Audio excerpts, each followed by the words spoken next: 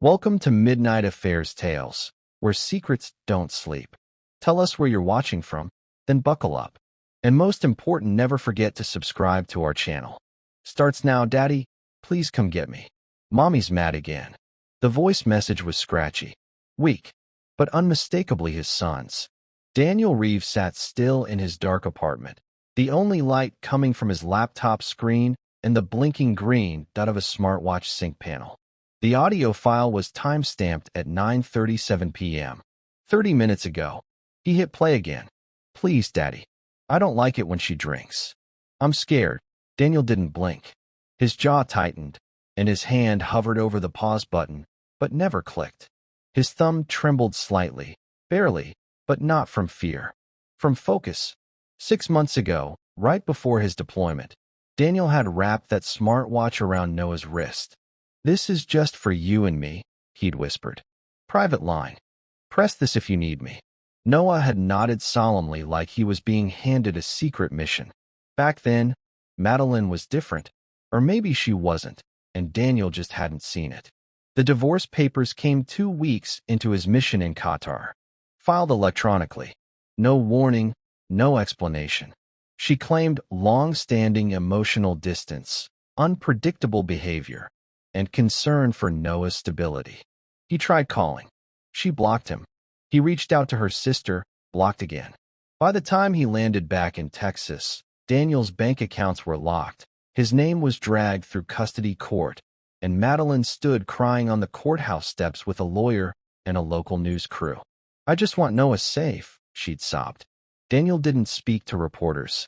He didn't yell. He just watched, then turned and walked away. Until now, he hadn't fought back. The custody order forbade unsupervised visits. He played along, stayed quiet, waited. But tonight, Noah's cry changed everything. Daniel stood up. Every movement controlled, almost mechanical. Years of training in battlefield zones had drilled into him how to suppress emotion when the moment called for action. He walked to the closet, pulled out a metal case, and opened it. Inside, a rugged surveillance laptop, a portable drive, encrypted backup keys, and a second phone no one knew existed. The smartwatch had been syncing to that cloud system the entire time. Daniel plugged the drive in. 9:37 p.m. Audio. 9:41 p.m. Microcam stills. Fuzzy. Low-res. But one frame showed Noah's tiny wrist, and behind him, the blurred edge of a wine bottle midair. Daniel froze the frame. Zoomed. Another figure. Too blurry to confirm, but definitely not Madeline. Male. Lean build. Tattoo on the arm. That wasn't part of any court deposition.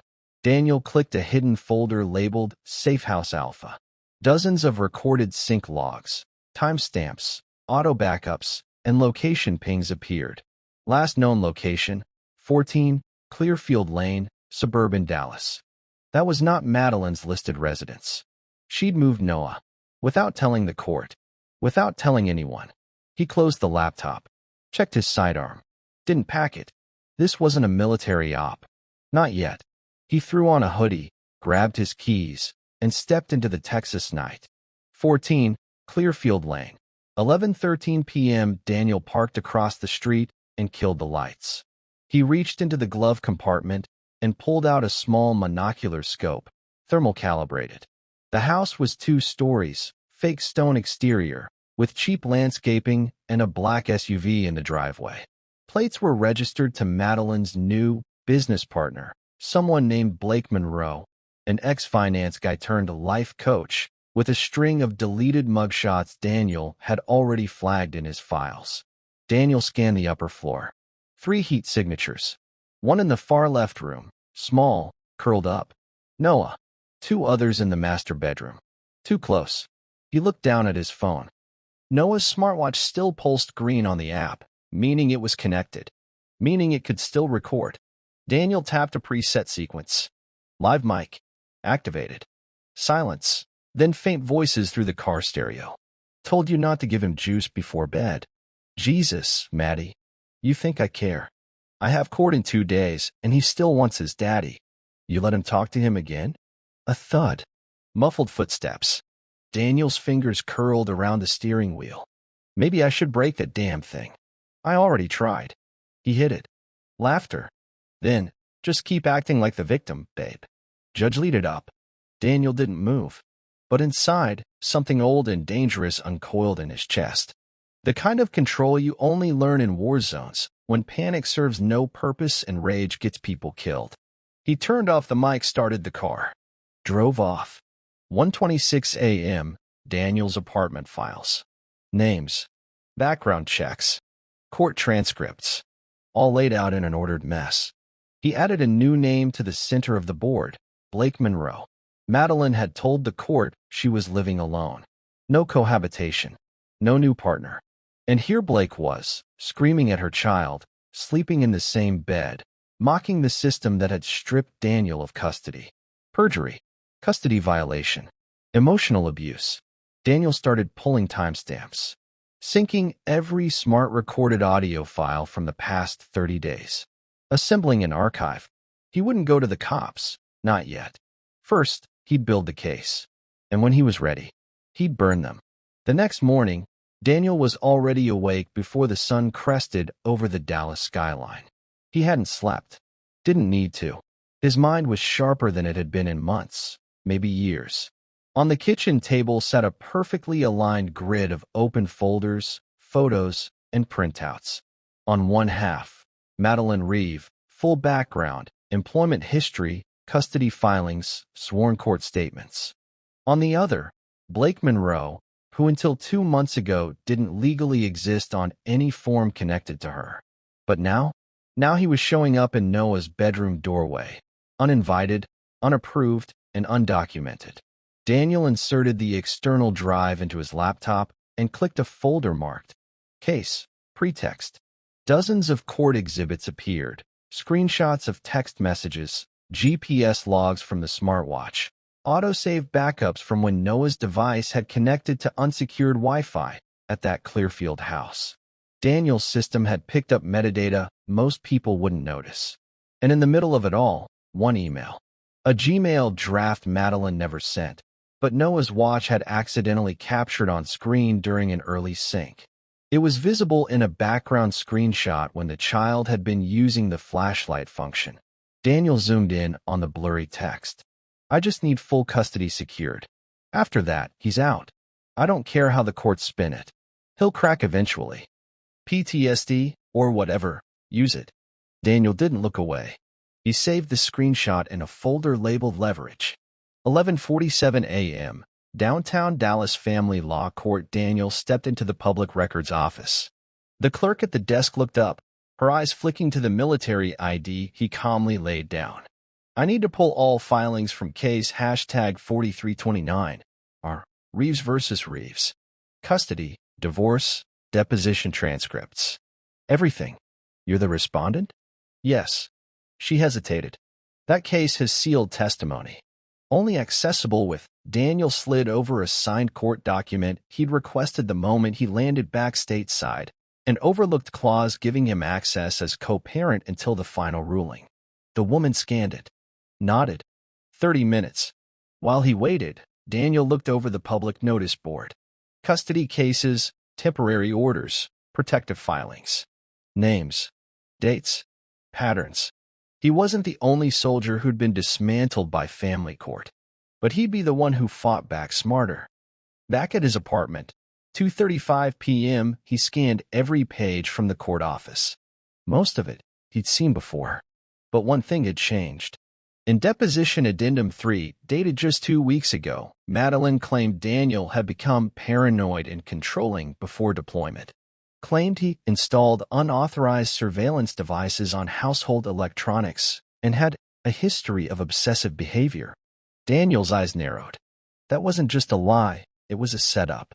She knew about the smartwatch. Maybe not everything, but enough to seed the court against him before he could explain it. She was playing a long game. But Daniel had just begun his. 3:12 p.m., Tyler's auto glass and tinting the bell chimed as Daniel walked in. A man in grease-stained overalls looked up. Yeah, I need a favor, Tyler. The man squinted, then broke into a grin. SH*T, Reeve? Damn, man. I thought you were overseas. I was. I need something quiet.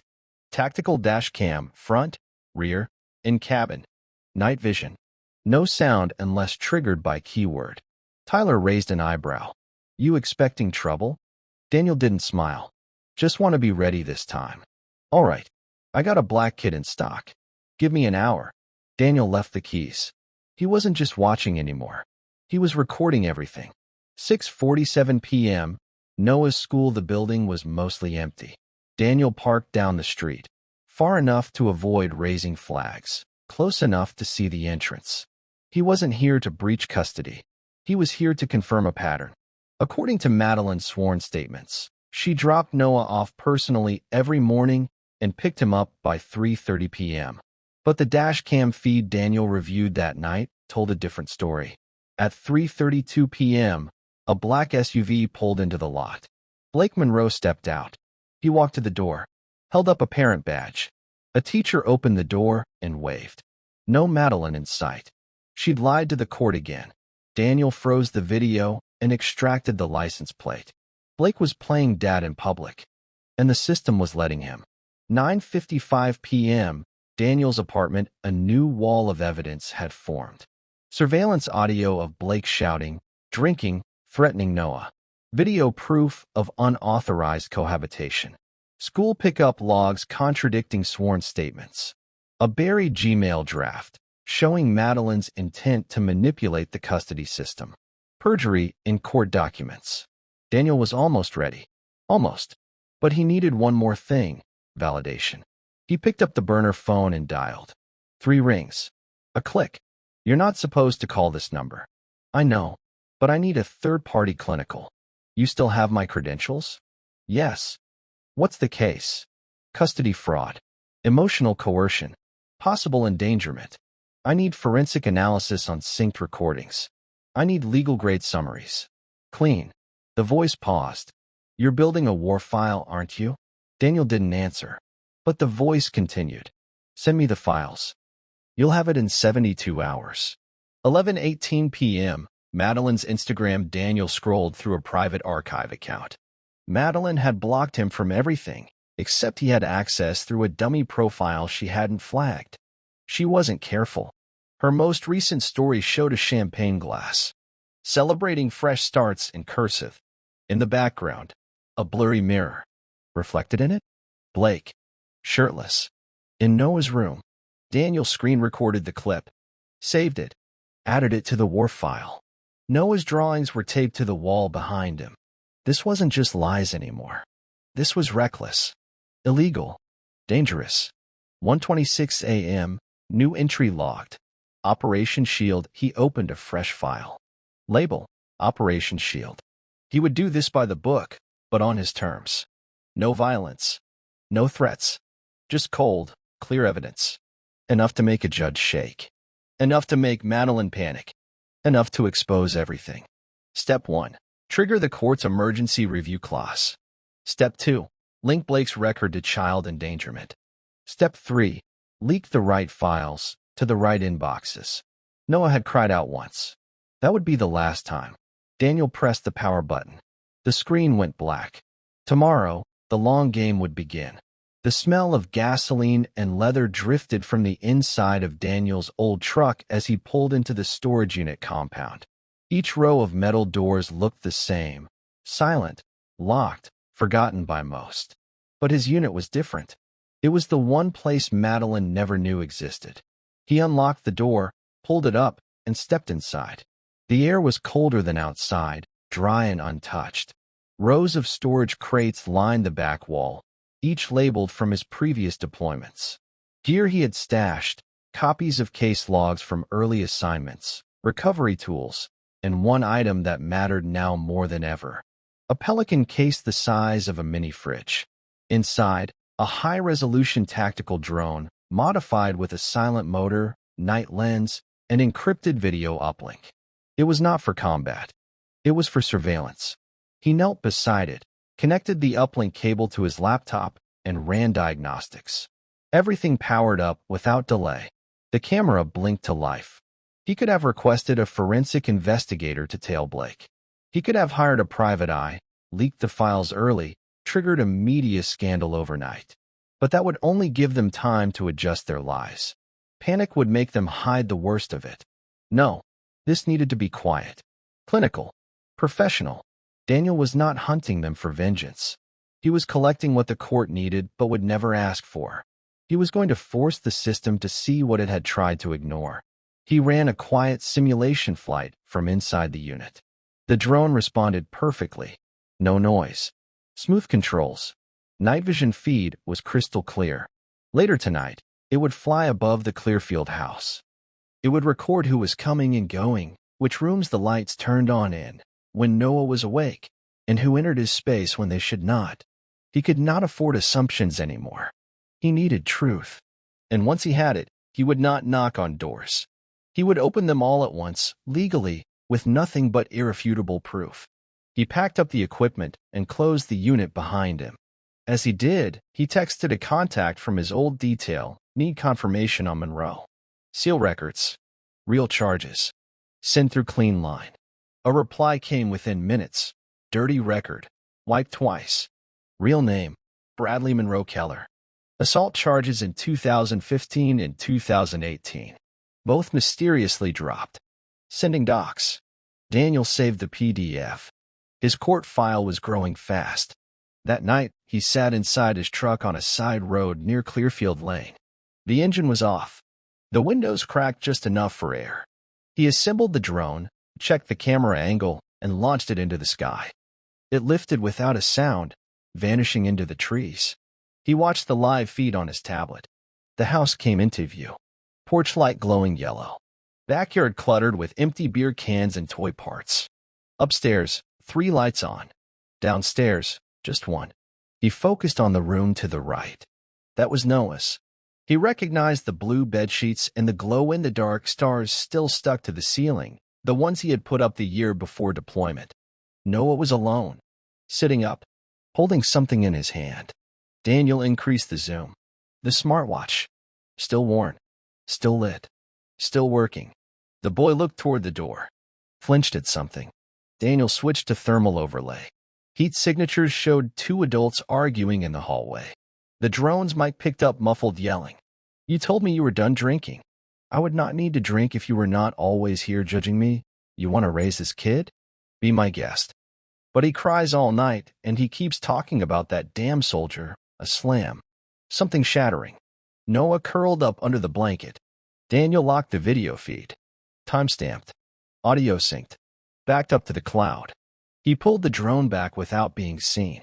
Later, in his apartment, he trimmed the video down to 3 minutes. Then he opened a new email. No subject line. No signature. He attached the clip and sent it to an encrypted address that led straight to his contact inside the state's office of the Family Law Oversight Commission, someone who owed him a favor. Not the courts. Not CPS. But someone above them. Not for legal action. Just for flagging. So if Daniel pushed the button, there would already be a file waiting. One that had weight. He titled the file, Monroe Presence, Unreported Cohabitation/Child Endangerment Review Request. Then he went to work organizing the rest of the evidence. It was almost complete. But there was one piece left, one final, delicate thread that would unravel all of Madeline's control. And it was hidden in her laptop. He would not break into her house. He would not hack her system. But he remembered something she used to do, something she never stopped doing, even after she filed for divorce. She reused passwords. She always had. He had warned her not to.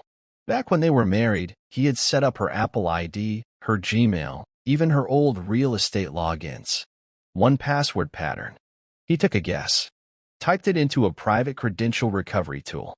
Indeed Wino a 2020 access granted. Her backup cloud folder popped open. Auto-synced from her devices. Photos. Screenshots. PDFs. One file stood out. Final Custody Plan.pdf. Daniel opened it. It was a document draft she had written weeks before filing. Not to the court. To her lawyer. The version she never submitted. I do not care if the accusations hold in court. If we get a temporary order, that is all I need. He will go back overseas eventually. The system will forget him. If he contests, push mental health, use deployment gaps, leverage Noah's anxiety. Blake can fill the role until final orders are complete. It was strategy, not protection, not fear. Tactical emotional abuse. Daniel saved it. This was the final nail. He now had motive, pattern, co-conspirator, perjury, concealed living conditions, and an abusive third-party adult near his son. The law did not always protect truth, but it protected documentation. He would not scream in the courtroom. He would not accuse wildly. He would simply lay out the file. Cold, controlled, verified, and watch their entire defense collapse. The next morning, he sent an official petition for emergency custody review. He attached a copy of the drone footage, the unsubmitted custody plan, and the court-violating school pickups. The clerk accepted the motion. Court hearing scheduled, 10 days from now. It would be private, quiet, but not for long. Because Daniel had already sent an anonymous tip with timestamped footage to a local parenting advocacy journalist known for exposing broken custody systems.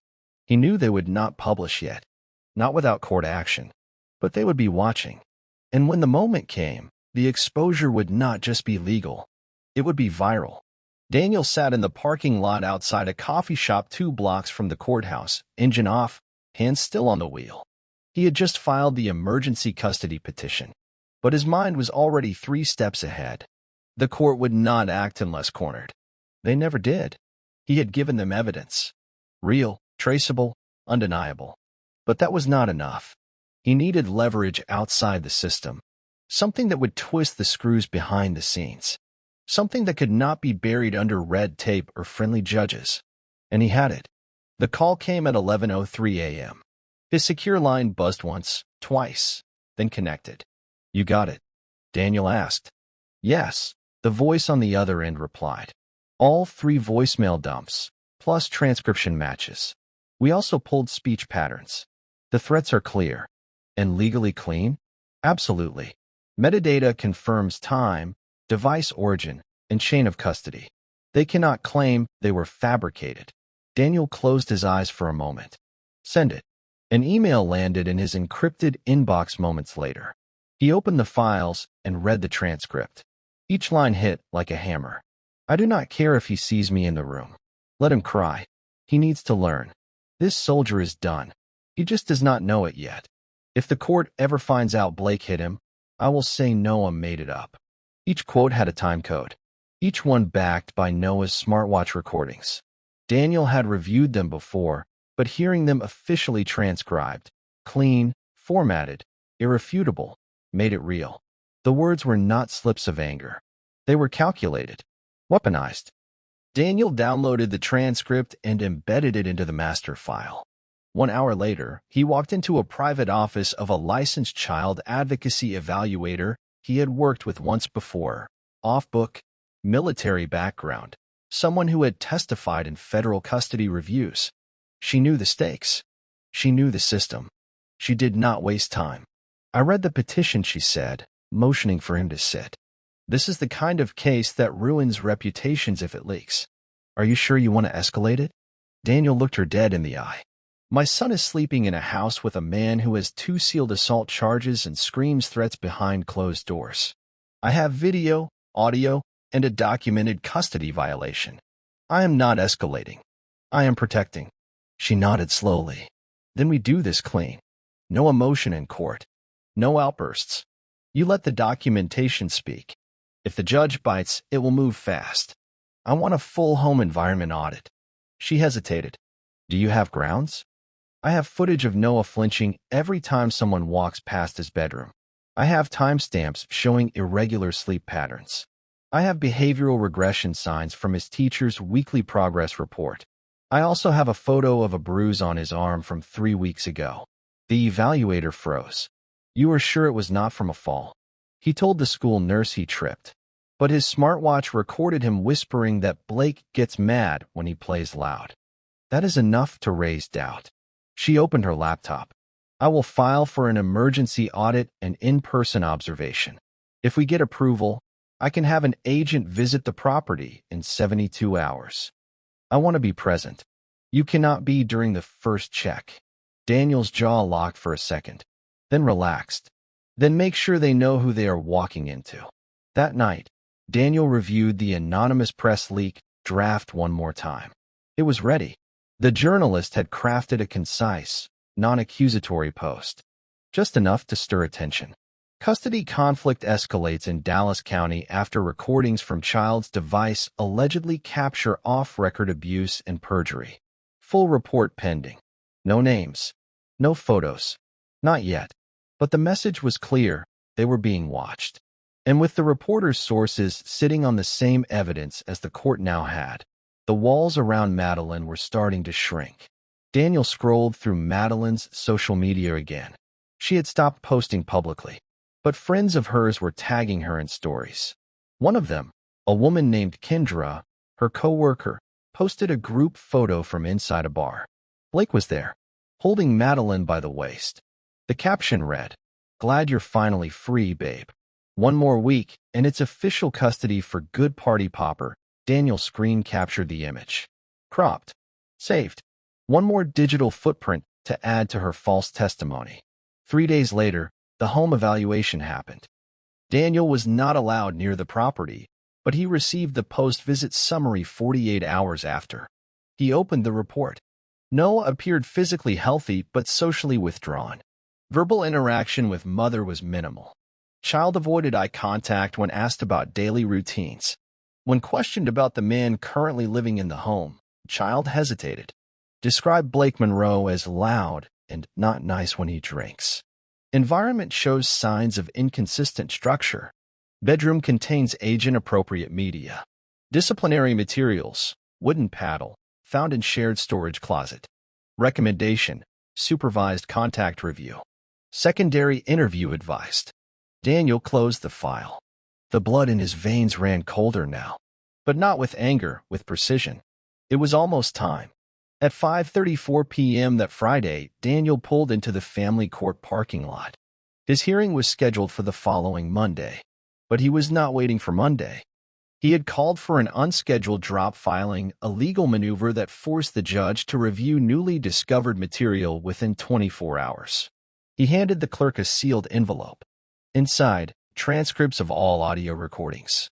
Notarized school pickup violations logged with timestamps, expert analysis from the evaluator, visual proof of Blake's presence in court-restricted environments, Madeline's old email draft outlining her intent to manipulate custody proceedings. The clerk looked at the cover sheet. "This is a full petition package." "It is a war file," Daniel said. She frowned. "And you want this handed to the judge before the hearing?" "By law, it qualifies as emergency context." "File it. Timestamp it. Confirm when it is opened." She nodded. "You will get a confirmation within 12 hours. Daniel walked out into the parking lot, lit by late sun and thick clouds. He looked across the street. A man was standing outside a white sedan. Blake. Smirking. Like he knew something. Daniel did not break stride. He walked right up to him. Stopped 4 feet away. Blake tilted his head. "Court's next week. Soldier boy." Daniel did not flinch. "You are right. But you will not be there." "What the hell does that mean?" Daniel's eyes were calm. "I sent the file." Blake laughed. "Good for you. No one cares. You really think anyone listens to some paranoid ex-military whack job?" Daniel stared at him in silence. And then, just loud enough to be heard, he said, "You should pack." Blake blinked. "What?" Daniel stepped back. "I said, you should pack your things. Because once the audit findings hit the judge's desk tonight, your name will be on a state watch list. If you are still near that boy on Monday, it will not be a courtroom you are walking into." Then he turned and walked away. Blake stayed frozen in place. His smile was gone. The call came at 6:12 a.m. Daniel was already up, standing in the kitchen, waiting for the kettle to finish boiling. He did not expect news this early, not from the court, not from CPS, not even from his contacts. But this voice was different. It was the evaluator. "There was a second visit last night," she said quickly. "An unannounced one. I sent an agent in, just to see what happened when no one was expecting it." Daniel straightened. "What did they find?" Her voice lowered. "Noah was sleeping on the couch. Alone. Blake answered the door and said Madeline was not home. Daniel gripped the edge of the counter. He said she had a migraine and went to a friend's. Refused to wake the boy. When our agent insisted, he got aggressive. Threatening. Did the agent leave? No. She called in a patrol unit. Not a full report, just a check-in to keep it quiet. Blake backed off. But this morning, Madeline filed a complaint against the evaluator's license. Claimed harassment. Daniel's grip tightened. They are getting nervous, she continued.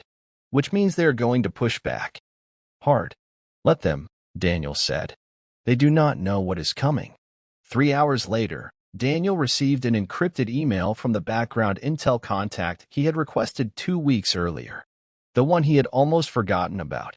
The subject line was short. You are not the only target. He opened the message. Inside were 3 attached documents. All financial traces. The first, a wire transfer from an unfamiliar holding company, Miravent Holdings LLC, to Blake Monroe's name, dated 4 days after the custody filing.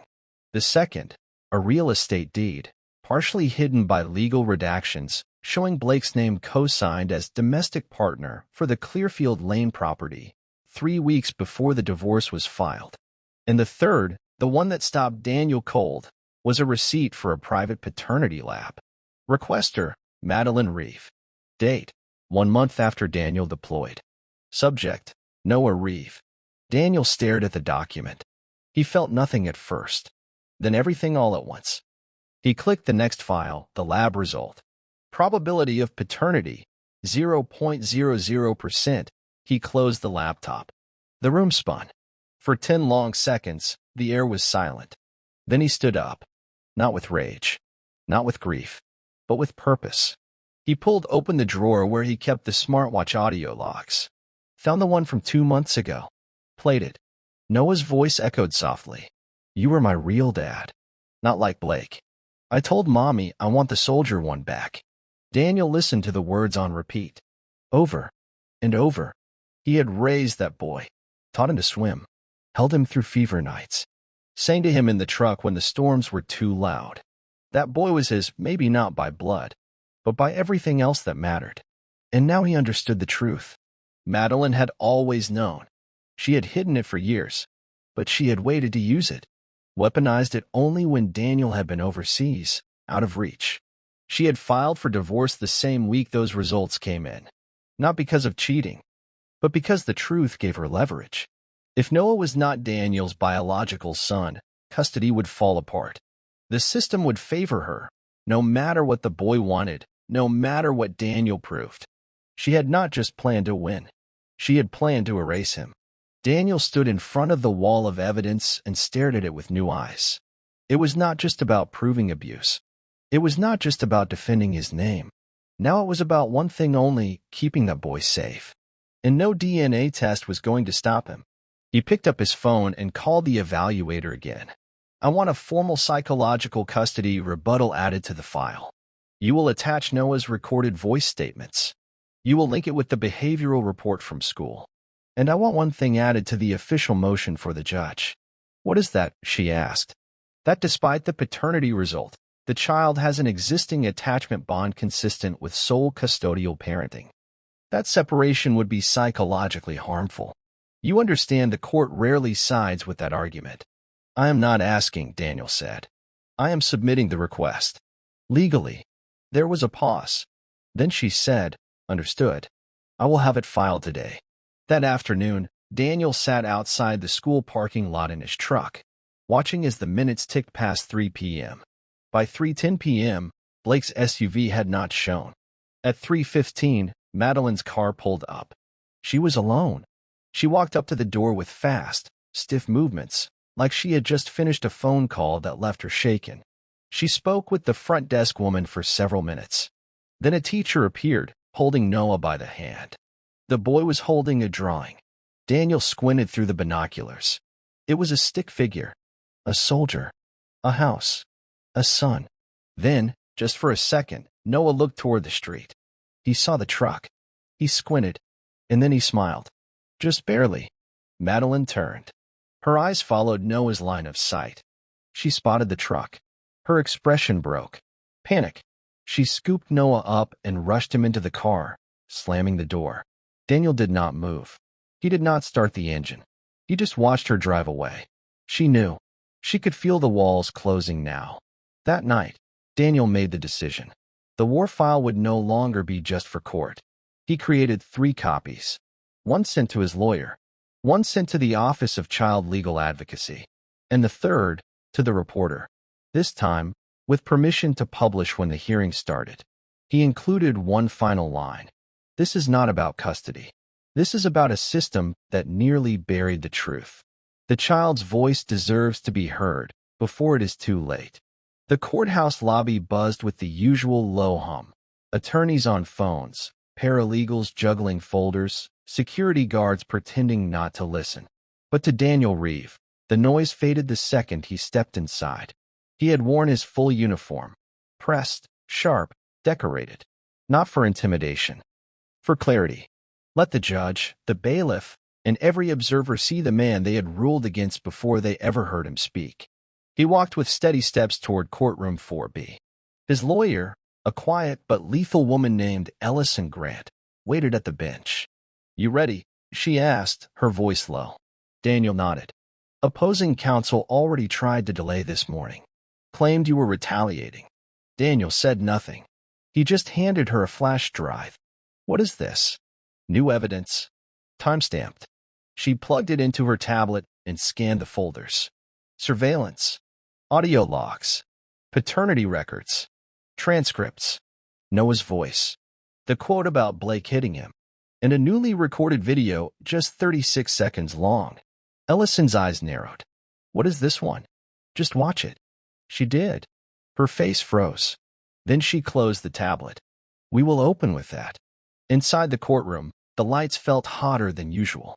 The judge, a gray-haired woman named Ferguson, entered without looking at anyone. She sat, adjusted her glasses, tapped the gavel once. Reeves versus Reeves, custody motion review. Emergency hearing granted based on new evidence submitted by respondent. Madeline was already seated across from Daniel. Her hair curled, eyes wide with the fake grief that played well in press photos. Blake sat 2 rows behind her in a gray suit, stiff, silent, hiding his hands between his knees. "Petitioner, counsel," the judge said. Her lawyer stood. "Your Honor, we would like to object to the bulk of the evidence submitted by the respondent. We believe it was obtained through unlawful surveillance, overruled." The judge snapped. "We have already verified chain of custody, and there is an active evaluation report from a licensed family counselor. You are not stalling this." Daniel did not move. He stared straight ahead. The judge turned to Ellison. "Begin." Ellison stood calmly. "Your Honor, the respondent is not just a father. He is a veteran with top security clearance, trained in evidence collection, and with no history of domestic complaints." She clicked the tablet. The video began to play. Noah's voice came through first. "You were my real dad. Not like Blake. I told Mommy I want the soldier one back." Then the audio overlay. "If the court ever finds out Blake hit him, I will say Noah made it up." And finally, the footage from the drone. Noah flinching as a shadow moved past his door. Blake's voice yelling from the hallway. Madeline's laughter, distorted by alcohol. The courtroom fell silent. Ellison closed the tablet. "We request a full emergency transfer of temporary custody to the respondent, supervised at first if necessary, with a psychological review of the child's living conditions under the petitioner's care." The judge looked down at her notes for a long time, then looked up at Madeline. "You were asked in the last hearing, under oath, whether Mr. Monroe was living in your home." Madeline swallowed. He was not at that time." The judge raised an eyebrow.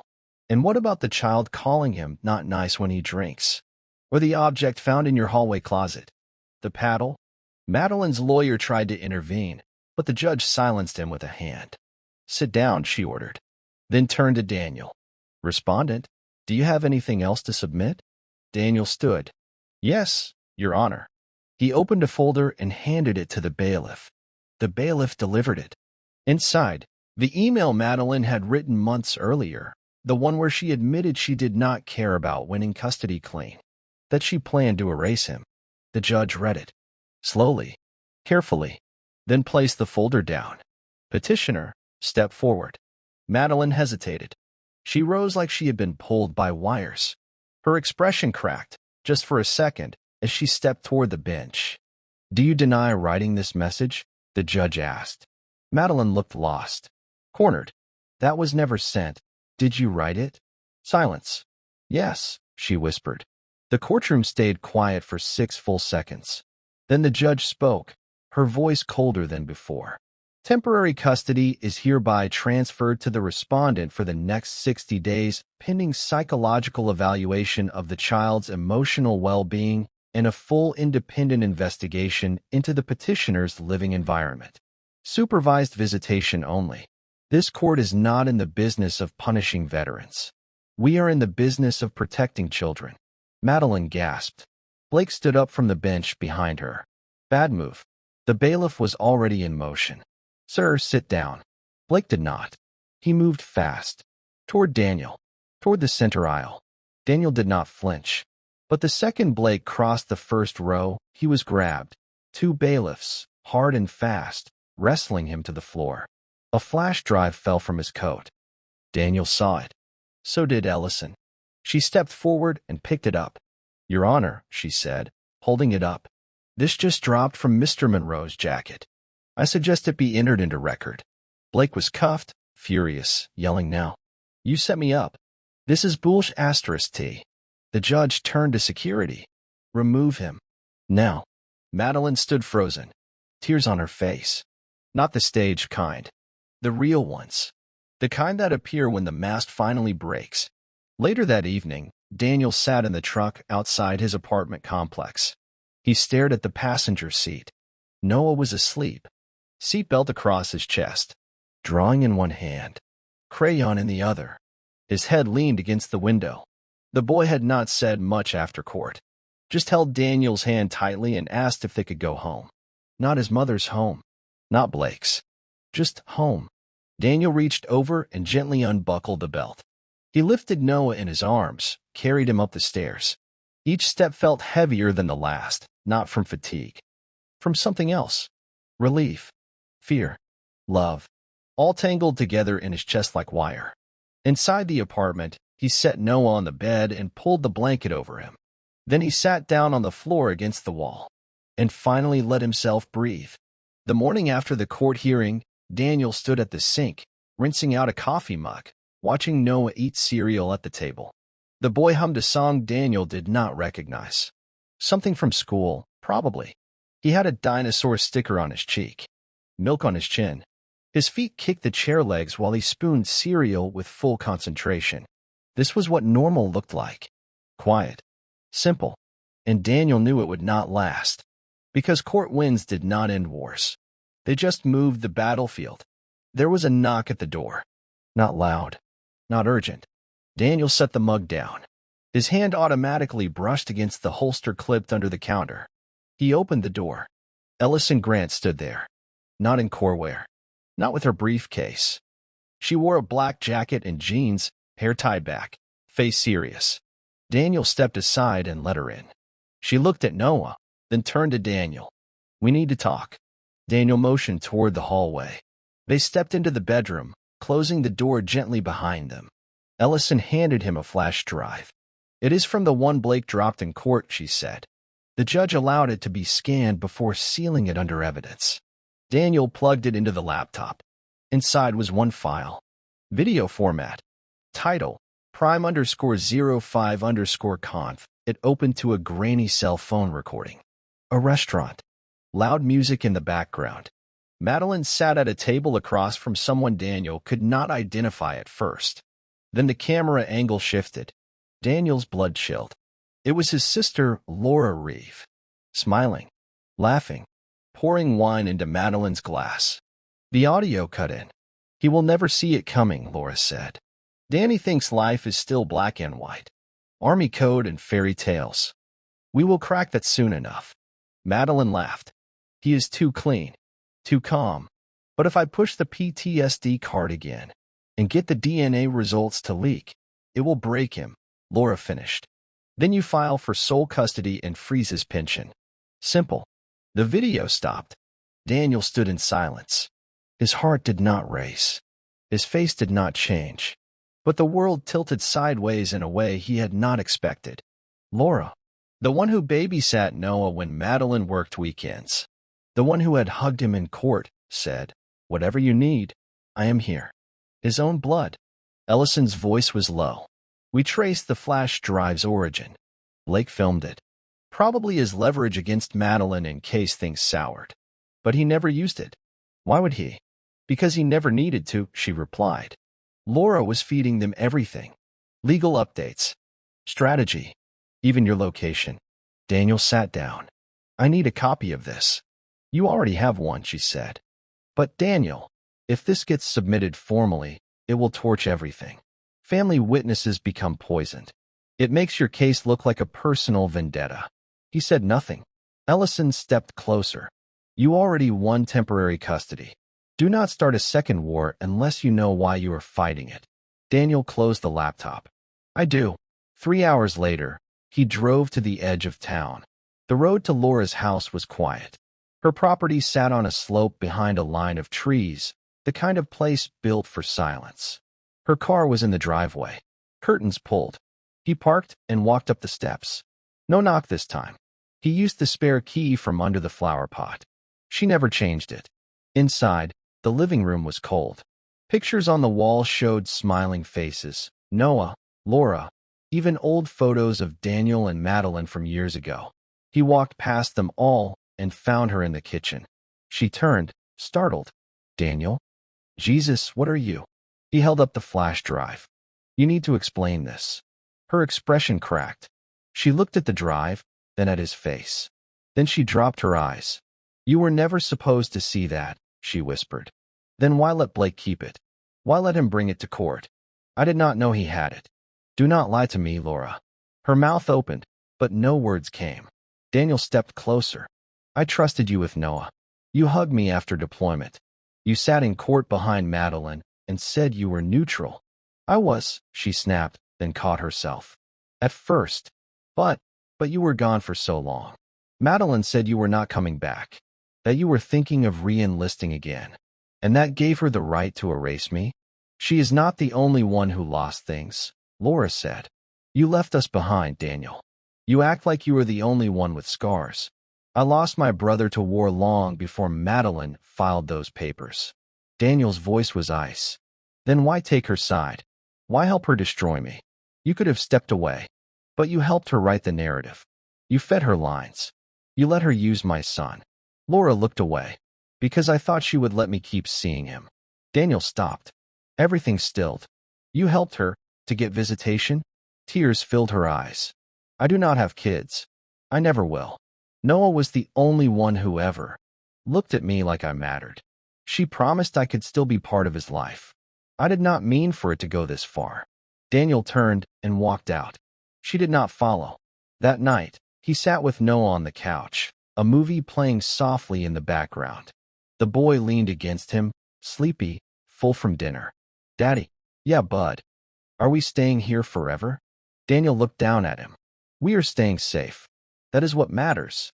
Noah nodded, drifting off. Daniel watched the screen, then turned the volume down and opened his phone. He pulled up the contact labeled Justice_Bridge, the journalist he had been feeding evidence to for weeks.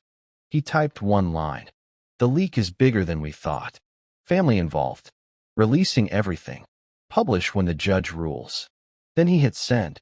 If the system failed him again, the truth would not. The next morning, Daniel stood outside the apartment complex as the first wind of spring cut across his face. The sun was rising, but the city still felt cold. Not from weather, from silence. There were no new messages from the court. No emails from the evaluator. No calls from Ellison. The calm before impact. But Daniel was not waiting anymore. He walked inside, poured coffee into a metal thermos, then sat down at the kitchen table across from Noah, who was still working on a coloring page. Are we going back to the judge? Noah asked. Daniel shook his head slowly. Not today. Good, the boy said. She always looked mad. Daniel smiled faintly, but said nothing. He watched the lines Noah was coloring, a picture of a knight, sword in one hand, shield in the other, standing in front of a castle with a tiny boy behind him. He had drawn it without knowing, but Daniel felt the truth of it settle inside his ribs.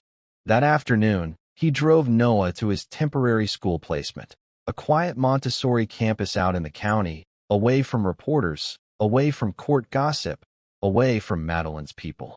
Then Daniel parked outside a library parking lot and opened his laptop. The war file was done. Everything had been cleaned, redacted where necessary, and sealed with metadata proof. It was no longer just evidence. It was a full-on journalistic payload. And the moment he had been waiting for had finally arrived. His phone buzzed. Justice_Bridge. Ruling confirmed. Emergency custody status held. Court sealed. No press gag. We're cleared. Daniel replied with one word. Publish. For hours later, the leak hit. Not a tabloid dump. Not a clickbait headline. A deep dive expose posted to one of the most respected investigative sites in the state, the Smartwatch, the Soldier, and the Custody Lie, a quiet war inside Texas family courts. The article was brutal. Not sensational, just unignorable. It opened with a photo of Daniel holding Noah at a military event, then laid out the timeline, Madeline's secret paternity test, Blake's criminal background, the false sworn statements, the evaluator's findings, and Laura's involvement. Screenshots. Audio clips. Redacted court files. A video embedded halfway through showed Noah's voice. Please come get me, Daddy. Mommy's mad again. Then came the quotes from Daniel's court motion. This was not a custody disagreement. It was an attempt to erase a parent using systemic blind spots. My son called for me. I answered. By nightfall, the article had spread like wildfire. Parent forums, veteran support boards, civil rights pages. Even a local news station aired a 5-minute segment summarizing the case. The public responded, and for the first time, Daniel was not the villain. Madeline, on the other hand, was drowning. By the next morning, she had locked down all her social media. Her business page, a personal wellness brand she had been building, was flooded with comments. You coached your kid to lie? How many fathers did you do this to? Erase a soldier? Good luck walking into a courtroom again. But the real damage was waiting in her inbox. A formal notification from the Texas Board of Family Wellness Practitioners opening an inquiry into client manipulation, perjury, and moral conduct violations. Then the hammer dropped. The judge issued a permanent order blocking any attempt by Madeline to file for sole custody again without direct court investigation approval. She was also barred from having Blake Monroe on any future documentation related to Noah without psychological clearance. Daniel had not requested any of that. The system had finally moved on its own. But he was not finished. 2 days later, Daniel visited Laura. Not at her house. At the hospital. She had called him, told him the hate mail had started. Her car tires slashed. Her job placed her on unpaid leave. Daniel almost did not go. But he did. She sat in the ER hallway, arm bandaged, eyes hollow. He sat beside her, silent. I did not mean to ruin your life, she whispered. I do not think you meant to help it, either. She nodded slowly. It got away from me. All of it. I was not the one who leaked your name, Daniel said. Laura looked up. I know, she said, but it does not matter now. He stood. You will never see him again. She nodded again, slower this time. I know. Daniel walked away. By the end of the week, the final paperwork came through. Full physical custody awarded to Daniel Reeve. Madeline granted bi-weekly supervised visitation under neutral third-party services. Blake barred from contact entirely. Noah enrolled in a long-term school placement under his father's guardianship. Ellison called him personally to deliver the news. You won, she said. Daniel exhaled, the tension finally leaving his chest. Not yet. What do you mean? There's one more person I need to face. He waited until Noah was asleep that night. Then he drove to the edge of Dallas, to an old apartment complex. He knew Blake was there. The courts had flagged his presence after a failed arrest attempt for violating a restraining order 2 years prior. He had slipped through back then, but not this time. Daniel did not bring a weapon. Just a flash drive. He walked to the door and knocked once. Blake opened it. His face dropped. You shouldn't be here. I will not cross the threshold, Daniel said. But I brought you something. He held up the flash drive. Everything you filmed. The restaurant. The betrayal. All of it. You could have used it. You didn't. Blake scoffed. It was insurance. Daniel stepped closer. This is not a threat. I am telling you, leave the state. Start over. Because if I see your name in one more file connected to Noah, I will not go through lawyers next time. Blake stared at him, then took the drive. He did not speak again. Daniel turned and walked away. Back home, Daniel found Noah sitting up in bed. You okay, buddy? The boy nodded. Had a dream. Bad one. No. I was swimming. You were there. Daniel smiled and sat down beside him. We should go soon, he said. Somewhere new. Fresh start. Will Mommy be there? Daniel paused. She will see you again. But not alone. Noah nodded, then leaned against him again. You're my real dad, he said. Even if the paper said no. Daniel held him close. That paper doesn't know anything. Outside, the wind picked up again. But this time, it felt clean. Like something ugly had finally passed. It started with a press request. Not from a tabloid. Not from the parenting blogs that had chased clicks off the original leak. This came from a primetime news anchor. National. Daniel read the email 3 times. The offer was simple. An exclusive sit-down, 20 minutes live, full editorial control over his segment. The network wanted a piece not just of his court win. They wanted the whole war. The system. The exposure. The failings that let it all happen. Daniel did not reply for a day. Not because he was unsure. Because he was planning. When he arrived at the studio, he wore his full-service dress blues, not out of vanity, but clarity. Let them see who they had almost erased. Let them see what they tried to turn into a villain. The producer met him in the lobby. Young. Nervous. Clearly expected a man twice as broken. Instead, she got calm precision. I have a few notes before we begin, she said, holding a clipboard. I have one, Daniel replied. We do not cut the audio of my son's message. You air it. All of it. She blinked. We can soften the volume. No edits. No filters. No comfort. He cried for help. They tried to bury that. We lead with it. She hesitated, then nodded. Understood. The interview aired live at 7 p.m. Central. It opened with a black screen. No title. No soft music. Just a boy's voice, crackling and scared. Please come get me, Daddy. Mommy's mad again. Then Daniel's face filled the screen, composed, eyes sharp, back straight in uniform. The anchor leaned forward slightly. Why now? Daniel's voice was calm. Because my son cried for me. Because the system heard it and almost ignored it. Because I was erased not with violence, not with evidence, but with lies and paperwork. He laid it all out. The fake deposition. The secret paternity test. The court statements contradicting school pickups. The audio from the smartwatch. The video from the drone. The email from Madeline's draft folder. The betrayal from his own sister. And the decision he made not to break the law, but to beat it with its own rules. 20 minutes later, the segment ended. But the world had already reacted. Online, the story exploded. #SmartWatchDad began trending by midnight. Clips from the interview went viral, not the courtroom parts, but Daniel's quiet delivery of hard truths. Custody is not war. Unless one side makes it one. You should not need a tactical clearance to prove you are a good father. They tried to say I was not his blood. But that boy knows who fought for him. People reposted it by the millions. Veterans. Parents. Teachers. Legal advocates. Even a few family court judges.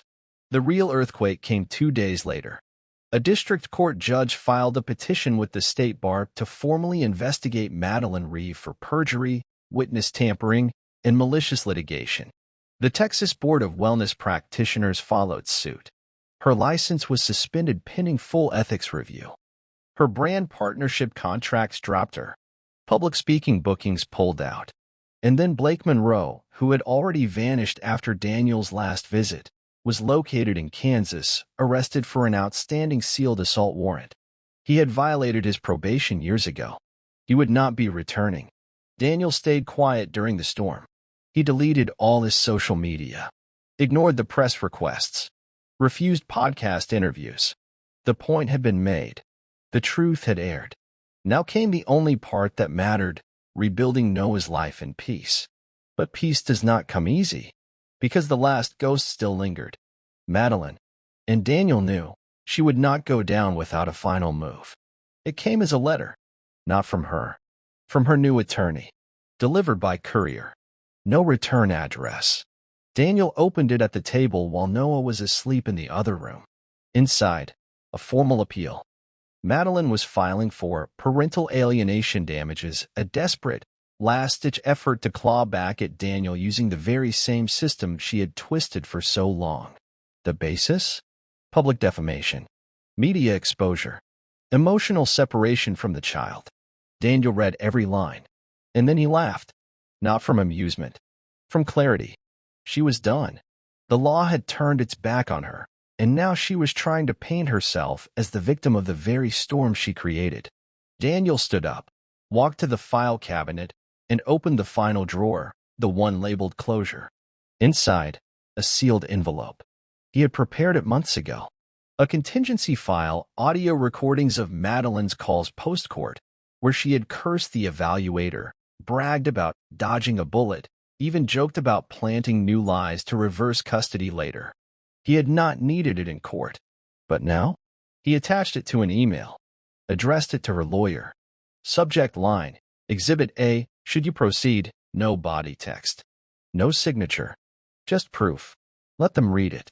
Let them realize how badly they had already lost. Madeline never filed the appeal.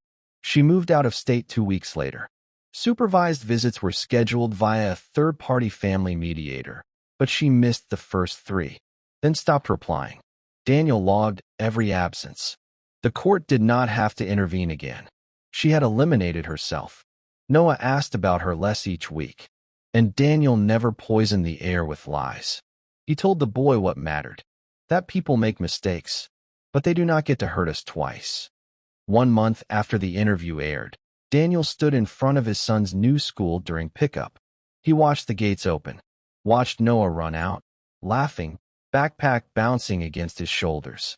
He had friends now. Stability. Safety. The teacher waved goodbye. Noah jumped into the truck and held out a paper. A new drawing. Daniel looked at it. Same night as before. But this time, the castle was behind him. No fire. No shadow figures. Just clear skies. You draw this today? Daniel asked. Noah nodded. It's for you. Teacher said draw your hero. Daniel stared at it for a long time, then folded it carefully, not into his pocket, into his glove box, beside the war file. He would not forget what they had done, but he would not carry it forever. The story had been told. The truth had landed. The war was over. The summer came quietly. There was no announcement, no breaking news, no fireworks. Just a boy playing soccer in the front yard of a 2-bedroom ranch-style home, his shoes untied, his laughter loud, his dad watching from the porch with a water bottle in hand. Daniel sat on the steps, not in uniform, not in court, not behind a camera, just in jeans and a t-shirt, sleeves rolled, a small scar visible under his left forearm. One of the few reminders that everything he had fought through was real. Noah kicked the ball toward him. Too slow, soldier, the boy shouted, grinning. Daniel caught it with his foot, then passed it back lightly.